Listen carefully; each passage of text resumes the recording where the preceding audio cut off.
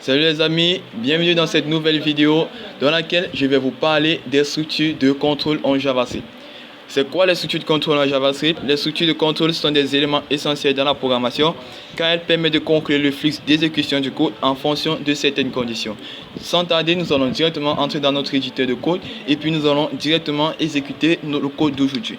Là, je vais tout mettre ceci en commentaire pour faciliter le codage d'aujourd'hui et sans toutefois mettre beaucoup de petites consoles.log là et rendre notre console leste. Voilà, nous allons commencer par la structure, le contrôle la plus basique, la conditionnelle if.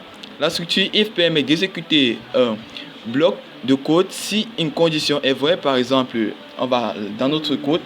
Ici, je tiens aussi à noter que if, notre structure de contrôle if, elle est en français signifie si.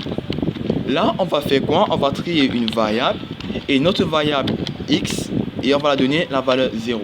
Juste en dessous, on va maintenant mettre notre if et à l'intérieur de notre if, on va mettre une condition, c'est-à-dire quoi? Si x, lui, il est égal à 0, égal à 0, tu me retournes ceci. Et à l'intérieur, je vais faire juste un console.log, et dans mon console.log, j'affiche un message, c'est-à-dire quoi? Bravo. Là, j'ai dit bravo. X est égal à 0. X est égal à 0. Et puis là, je vais actualiser. On va bien montrer notre petit message. Bravo, X est égal à 0.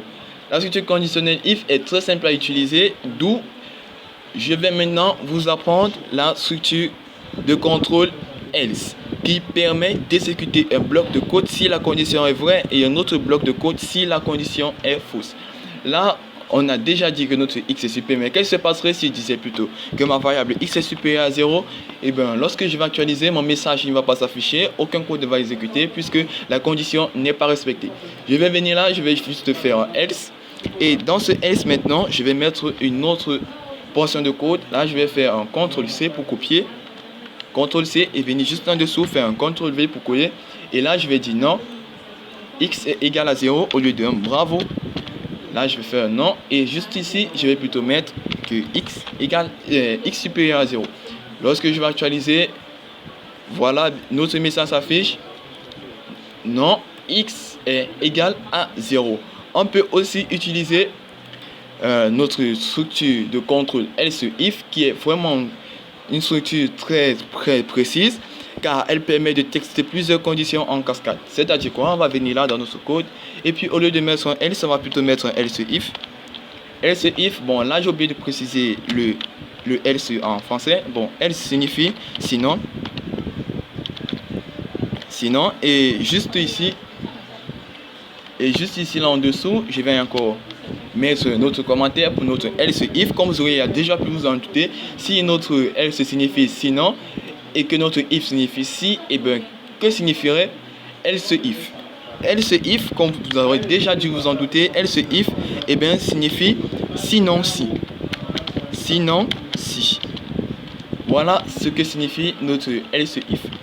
Voilà, je peux commencer juste ici en dessous, je mets déjà notre else if.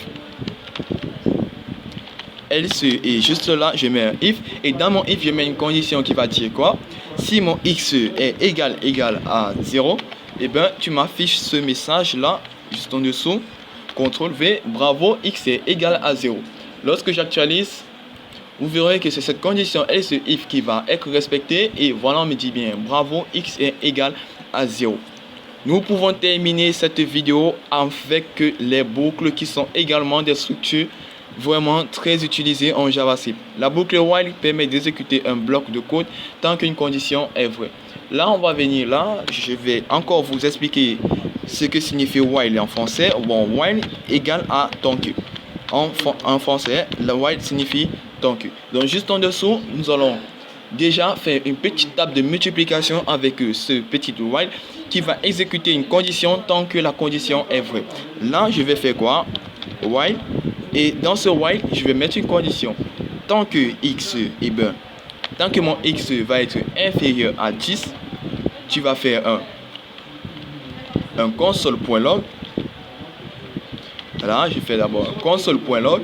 Et dans ce console.log, eh ben, tu sais ce que tu vas faire. Tu vas me prendre la valeur de x et puis tu vas multiplier par 2. Une simple table de multiplication par 2. Et puis, tu vas m'afficher le résultat. Et à chaque fois que tu feras cela, eh ben, tu m'incrémentes x plus 1. Donc, c'est-à-dire quoi? Ma boucle, eh ben, elle va me dire tant que ma valeur 0 est inférieure à 10, et ben tu vas m'afficher x fois 2 fois 2 et puis 1 fois 2 et puis 2 fois 2 et puis 3 fois 2.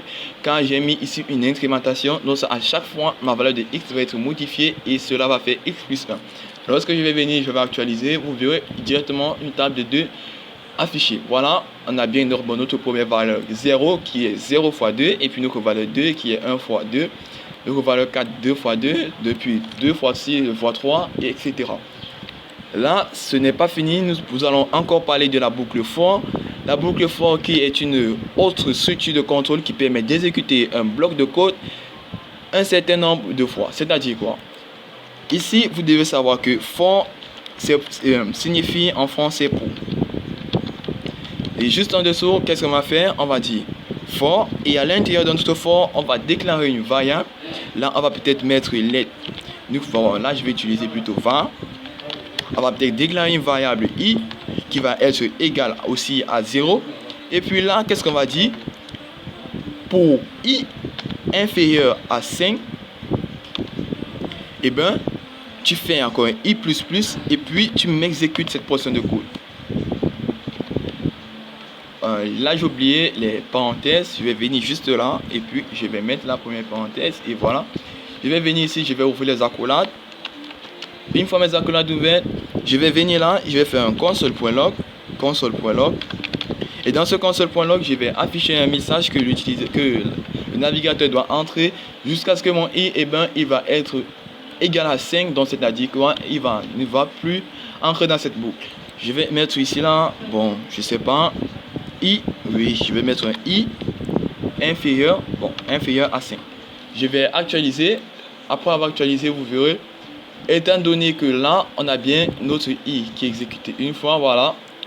Pour j'ai fait un console.log de i inférieur à 5, mais pourquoi cela me... Bon, je vais recommencer. Ouais, console.log. On actualise. Et voilà, i inférieur à 5, c'est affiché combien de fois? Comme vous pouvez le voir, ici, c'est 5 fois. Ce n'est pas très visible là, voilà, ici c'est 5 fois que ceci a été répété. Lorsque je maintiens là, on me dit bien répéter 5 fois. Quand cela arrivait à 5, et ben nous sommes directement sortis de cette boucle.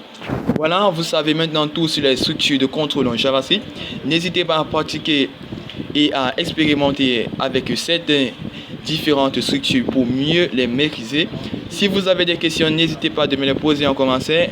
Merci d'avoir regardé cette vidéo et à la prochaine pour une prochaine leçon en JavaScript.